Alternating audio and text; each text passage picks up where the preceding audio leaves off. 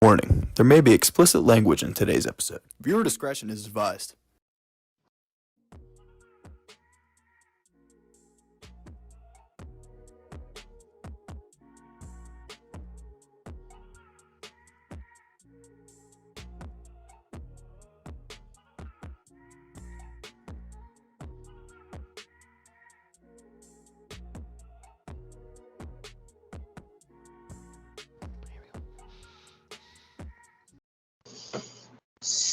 So, Howdy ho, neighborino.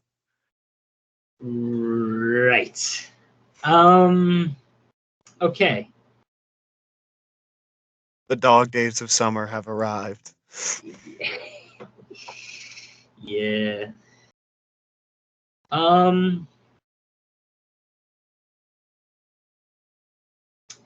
As you can see,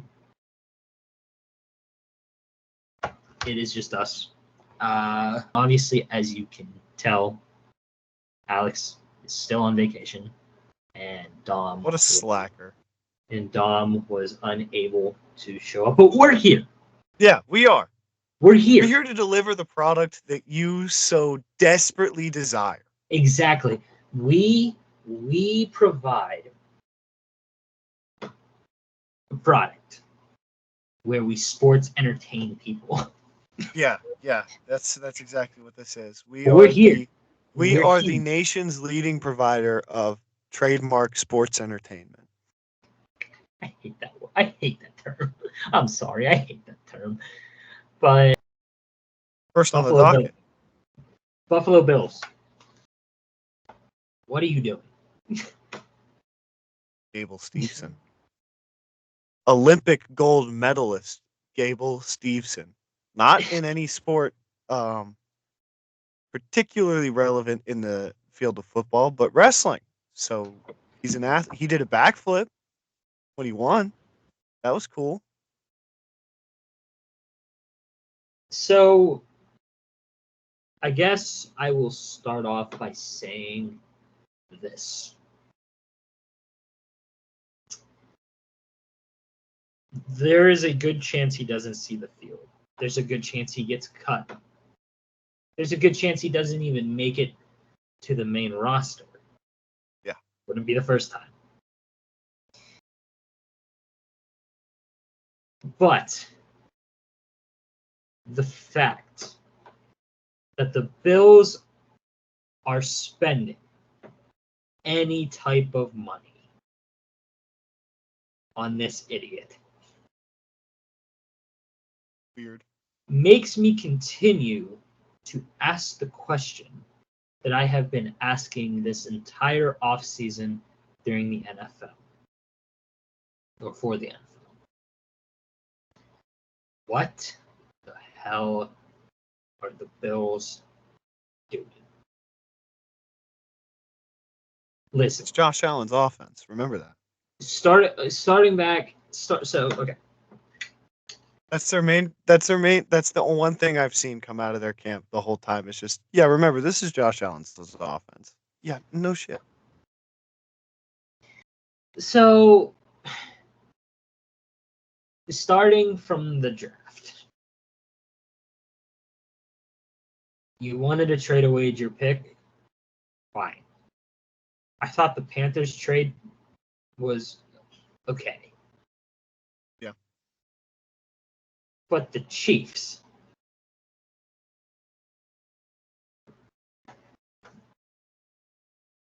Actively helping your one biggest obstacle in the playoffs get better.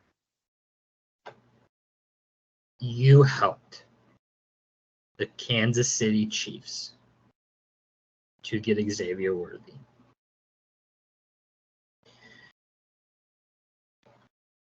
One of the Chiefs' weaknesses last season, even though they won the Super Bowl, was dropped passes from receivers. Especially perfect deep balls. Because you have Patrick Mahomes throwing to you.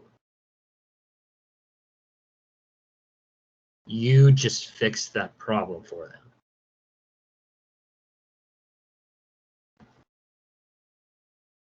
by trading away your pick and not going with Xavier Worthy.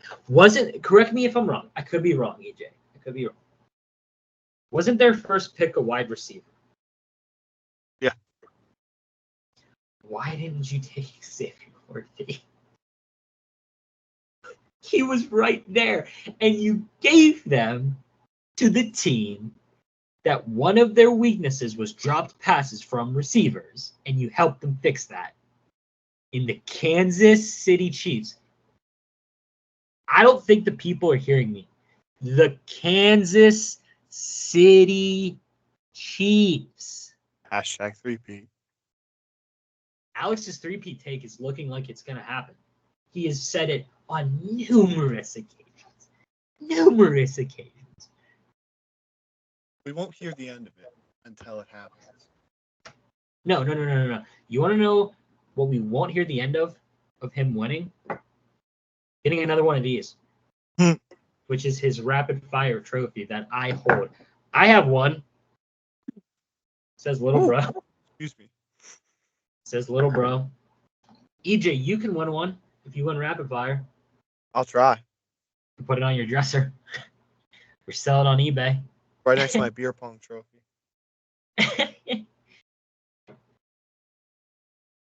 But moving on to really other really good receivers. Justin Jefferson. hold on. Oh, we're not moving. I'm not done with the Bills. Okay. They piss me off. What are you doing with Josh Allen? Seriously. What are you doing with Josh Allen? Listen. Some Bills fans aren't going to be happy with me. But.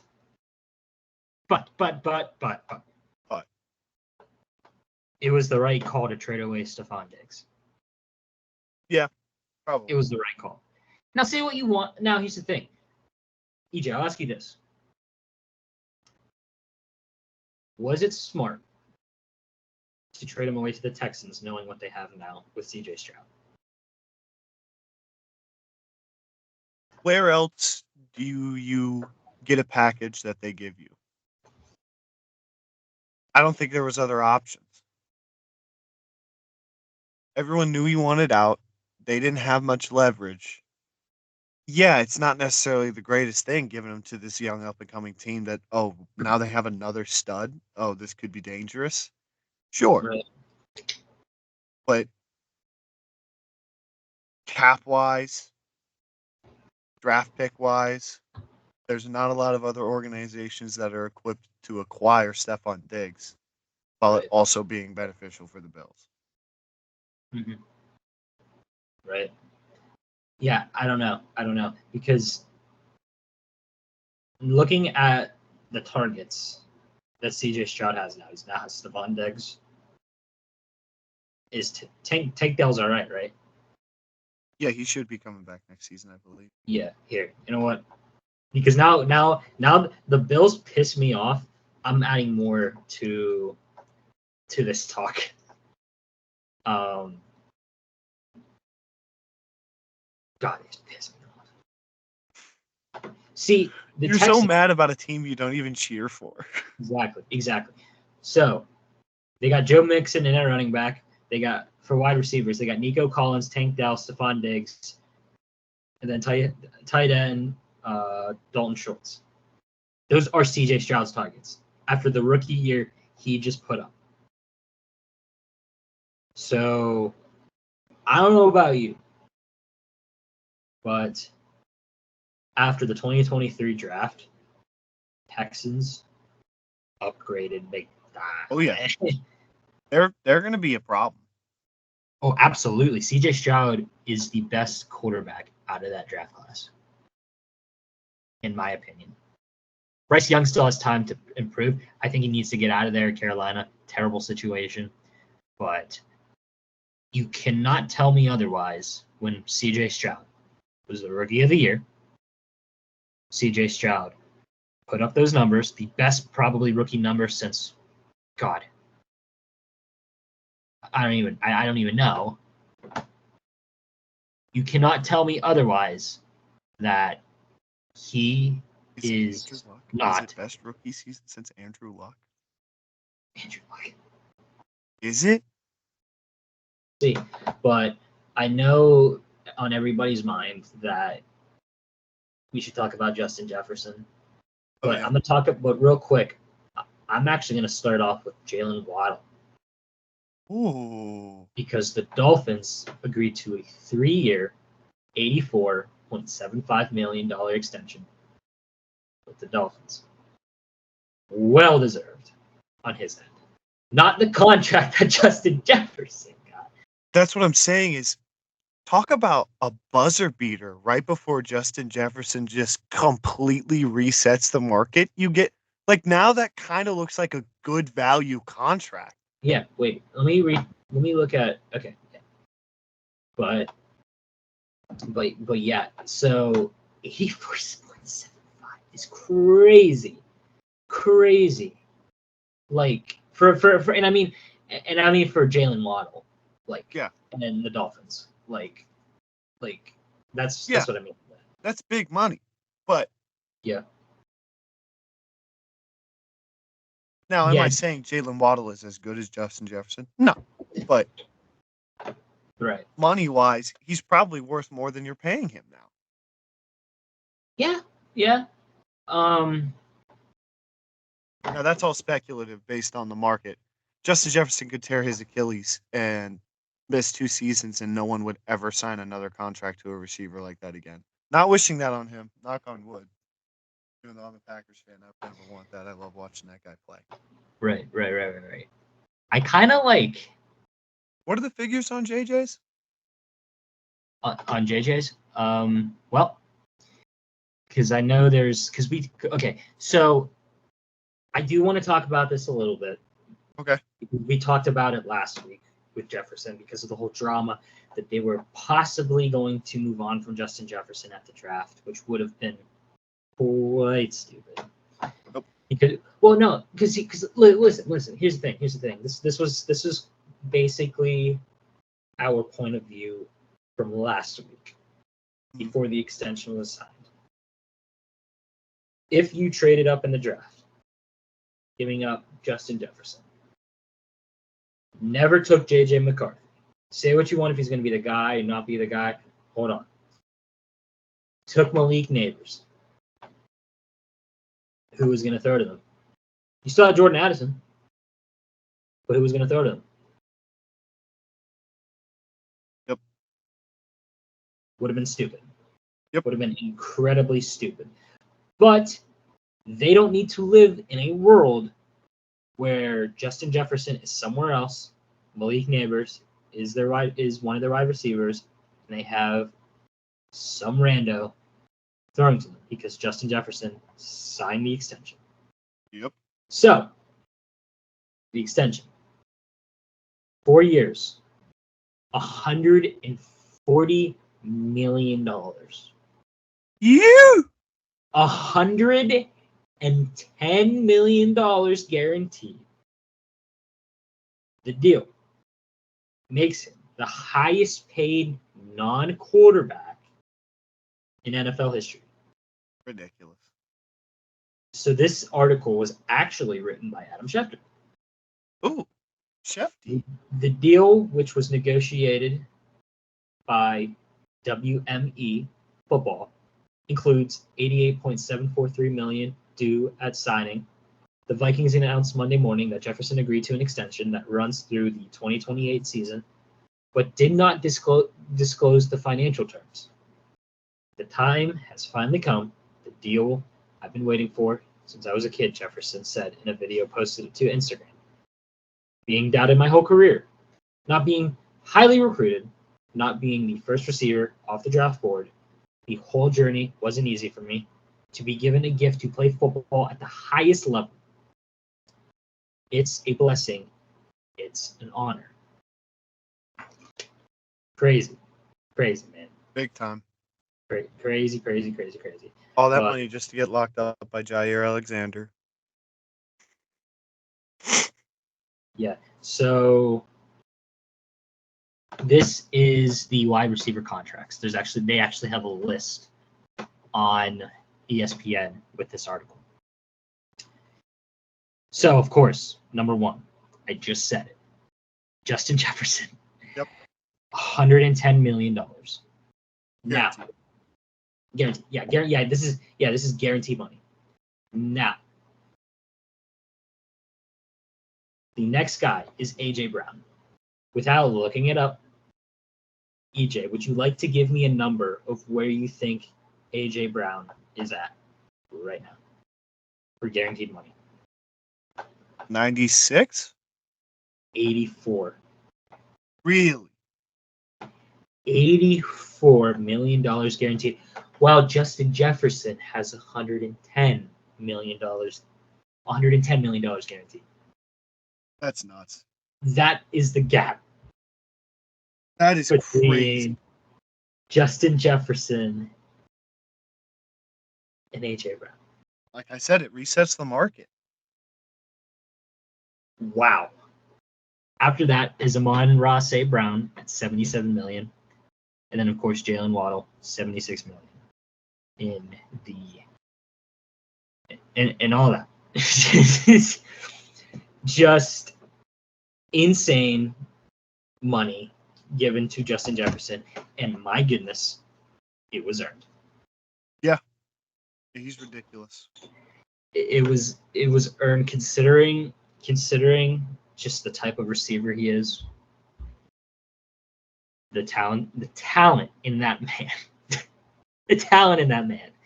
Yep. Just insane. Just insane, and he's earned it. And yeah, so now we're looking at a team. We just drafted a rookie quarterback in JJ McCarthy. Now here, wait, why don't I just look up the depth chart? And I saw on TikTok, EJ, that you say otherwise with JJ. He's a fraud. I hate that. He's a clown. I don't care what he did at Michigan. I have hated him from the beginning. I'm sure he's a nice guy, but Yeah. as just a Wisconsin fan and a Michigan hater at heart, I'm rooting for him to fail. Also because he's a Viking now, and as a Packers fan, I hope he's garbage. Oh, that's valid. It's like saying if Caleb Williams got drafted to the Browns, I would want him to fail. Yeah, weirdly enough, though, I don't feel the same way about Caleb Williams. I kind of respect the guy. I don't like the whole narratives around him. I think he's being himself. I think that's really cool. I think he's a great talent. But I also know that we've beaten the Bears 11 straight games, and I don't expect that to stop anytime soon. Because I don't care how good you think Caleb Williams is going to be in his rookie year. He's not going to be better than Jordan Love in his basically sophomore year.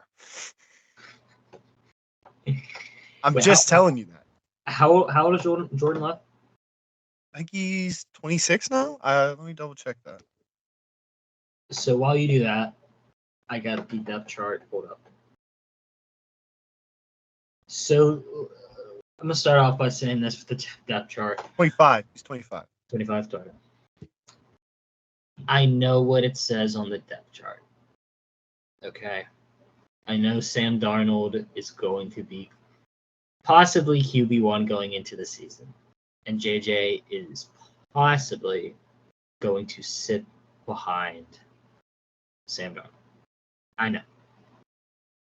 I know. But if you remember, never underestimate what a year in a Kyle Shanahan system can do for you.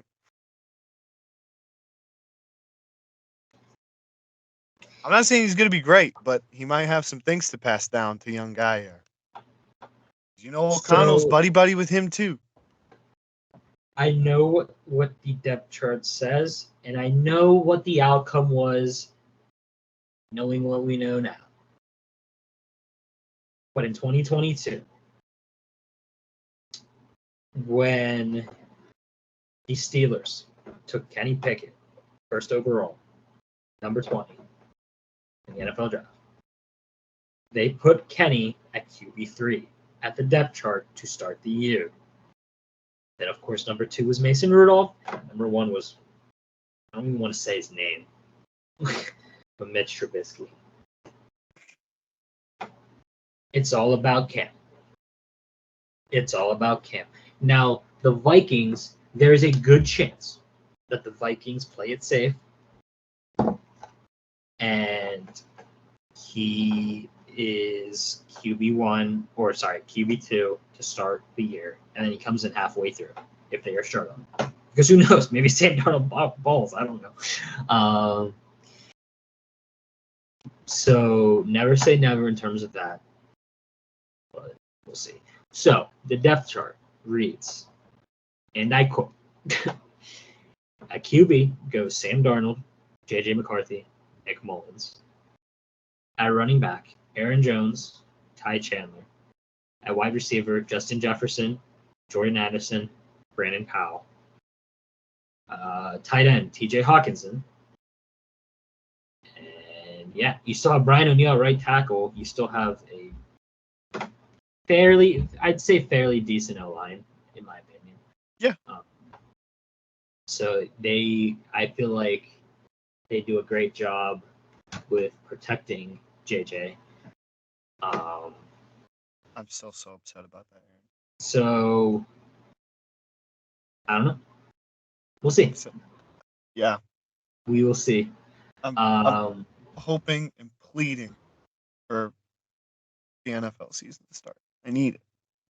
Yeah. So I'm going to call an audible here, EJ, and I'm going to say we go straight to NHL right now. So Sounds good.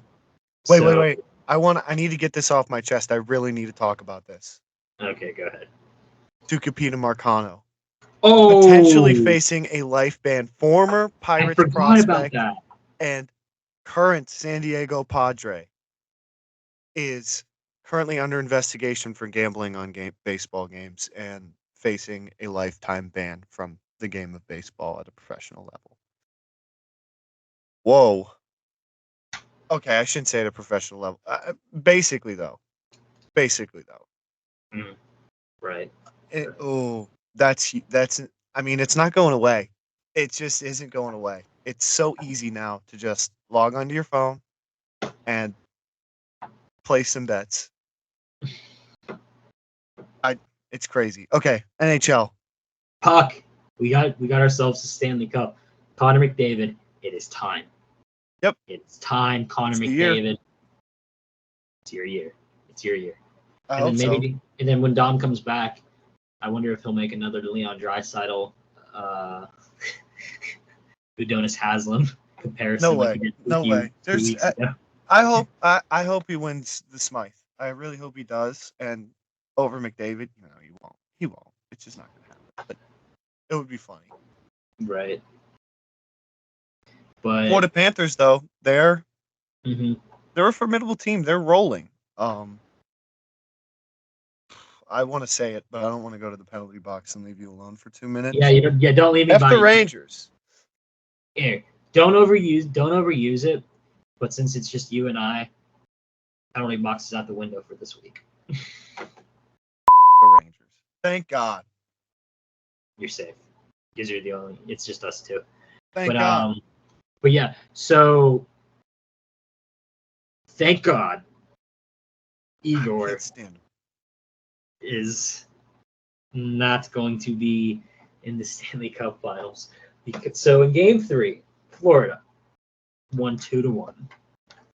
Game 5, Florida won 3-2. Game 4, Florida won 3-2. So the Rangers had their shot. Yep. Oh my God, my throat. See what they did? They choked it. And your body's telling it for you. Look at this dude saving. Look at this dude saving me. Look at that. It's exactly what they're doing. Saving me. It's going to be an entertaining series. That's for damn sure. Yeah. So I'm going to put you on the spot right now. Go ahead. How do you think the finals is going to go? Oilers in 5. Yeah. I think Florida might punch him in the mouth, take game 1, and then the Oilers kick it into overdrive. Now, I could be way wrong. I hope it's more entertaining than that. Now, I really do. here's the thing. If you're way wrong, you better be careful, EJ, because TikTok's coming for you. Yeah, it's game over for me on that one. Yeah, Speaking of, go ahead. Oh, I was just gonna say TikTok's coming for you and Yik Yak's coming for me. Yikes!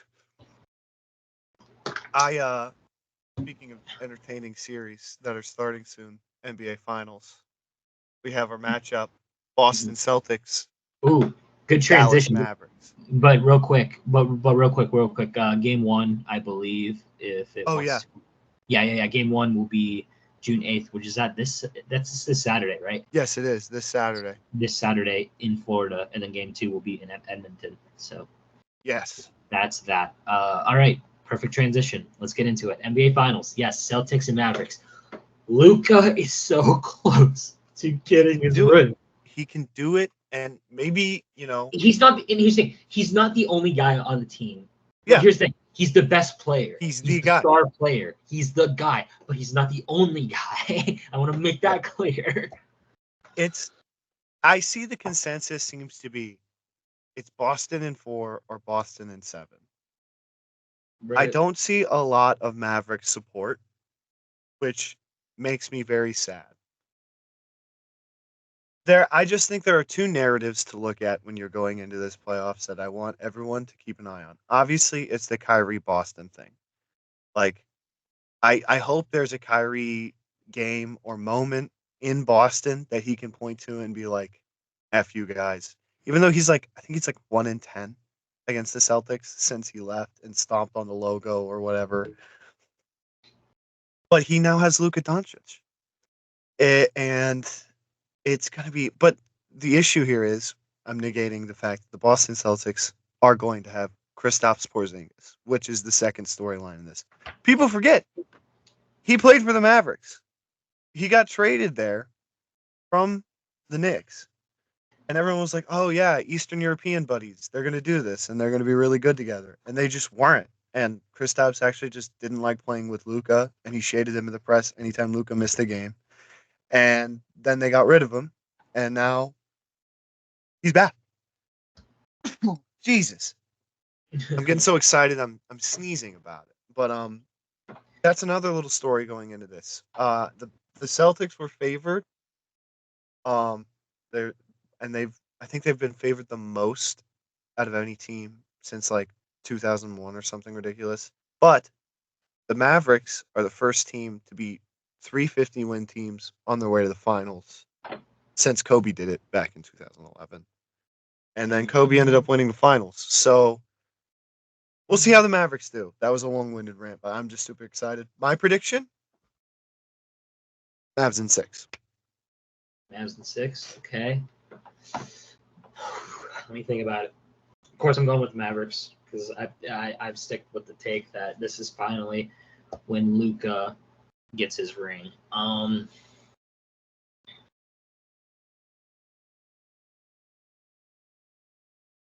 Mavs in 5. Whoa! Yep.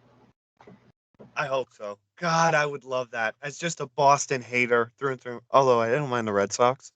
Just a Boston hater. I was gonna say I don't mind the Red Sox at all. Yeah, but oh my gosh, I would love that. I would love nothing less. Oh, beautiful. Beautiful. But all right. I'm gonna run. I just realized that we have to end the show with the Pirates. That's never a good feeling. Not these days.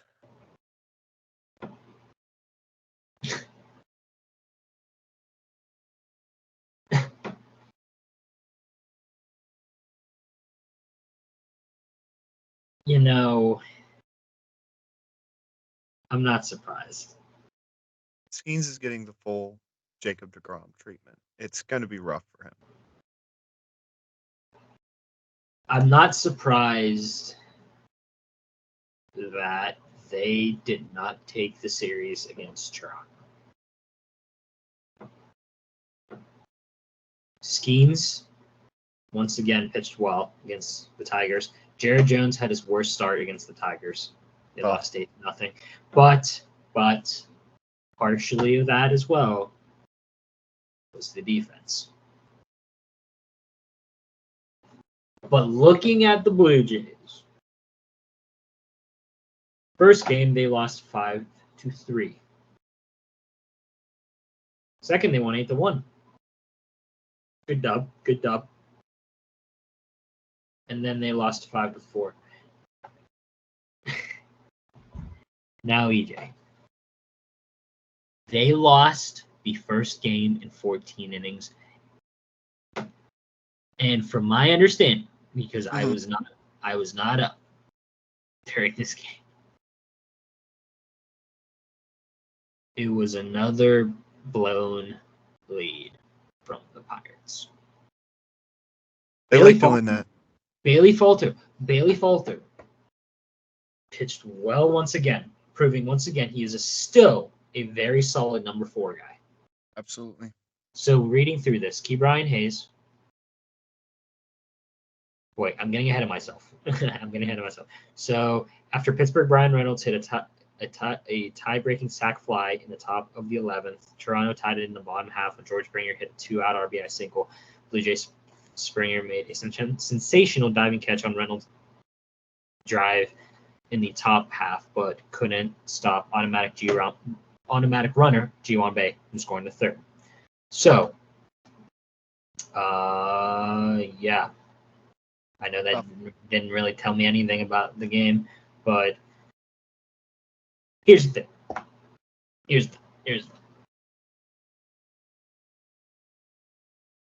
First of all, how you let Chris Bassett pretty much go undefeated against you whenever the Pirates play him is sad. The fact you cannot beat Chris Bassett is sad. Chris Bassett is not good. Nope. He is not a good pitcher. Yet he owns you.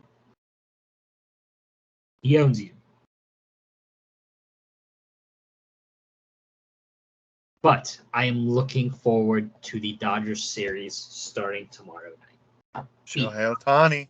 Because Shohei Ohtani is making his PNC Park debut. Do you think he's going to put it in the Allegheny? He has to. I hope he does. I want him to. I'm a Pirates He almost put it in the Bay, dude. Did you see that one? No, I didn't see that. No. Yeah, he almost put it in the Bay the other day. Or it might have been last week. I don't remember. Yeah, I hope he does. Mm-hmm. And it's so cruel that I want it to happen, even though he's not playing for our team. That would be amazing. Right. So he faces Jared Jones tomorrow. And on Wednesday, in his first night game, faces Paul Skeens. That's going to be electric, dude. That's going to be electric. That has to be sold out. I would be shocked if it was not sold out. Also, Paul Skeens versus Mookie Betts, Paul Skeens versus Freddie Freeman. MLB Network better be broadcasting this game, dude. They better be. They better be. But, yeah, man. I can't wait. It's going to be electric. Let's see if the Pirates can bounce back against a very good Dodgers team. Pirates sweep. I wouldn't put it past them. They look how they played against the Braves. Though the Braves are not that great. No. Well, you got to remember, was it 2 years ago that we actually did sweep like LA the whole year? Yeah. Was that last year or 2 years ago? I think so. Yeah, and we were even worse than we were now. Right. Yeah, man. I mean, go Buccos. Let's go. Yeah. Let's go. So the pitching matchup, actually, just speaking of the pitching matchup, tomorrow night is Jared Jones versus Tyler Glasnow. Oh, yeah. Then Paul Skeens versus James Paxton probably can only go 5 innings, which means I'm going to say this right now. And I know the show's going to air the same time the game does. So this is going to be my thought for the game. Jump on James Paxton early. Yep. If you leave the game up to Shohei Ohtani, Mookie Betts, and Freddie Freeman, you're going to regret it. Yep. And then Bailey Falter against Walker Buehler. And then they welcome the Twins into town this weekend. And Mitch Keller, Quinn Priester, and then back to Jared Jones, who will be pitching. And Paul Skeens will actually make his St. Louis debut. He'll be taking on the Cardinals. So against Miles Michaelis. So yeah, that'll be fun. Let's go Buckos. Let's go Buckos. Let's go Buckos. Buckos. I need hold on. I need a ball of paper or something. He's not here. Oh yeah, that's right. Actually, real quick, because we don't get the chance to do this often. Plus, it's just you and I. Wrestling. Oh yeah, why not? Why not? Little bit. Why not? We never really got to talk about Double or Nothing. What a show! Anarchy in the Arena. What a show! If you did not like Anarchy in the Arena, you're losing. You're lame. You're lame. Losing. Was the fire spot with Jack Perry stupid? Yes. Yeah. That's the point. Now, did I care for Darby being hung upside down? Not really. I'm still into it, dude. Dude. Yeah. I was still into it. But the best spot in that match, playing Darby Allin's song in the beginning. And then the Young Bucks grabbing the mic. Let's play a banger, playing the most generic-ass theme I've ever heard in my life. Then Bryan Danielson grabs the mic, says, "Turn this crap off and play the greatest theme song in professional wrestling history." And ladies and gentlemen, for those of you that do not watch professional wrestling, do not know the history of professional wrestling, yes, Bryan Danielson was Daniel Bryan in WWE, but he had a life outside of WWE before he signed in 2010.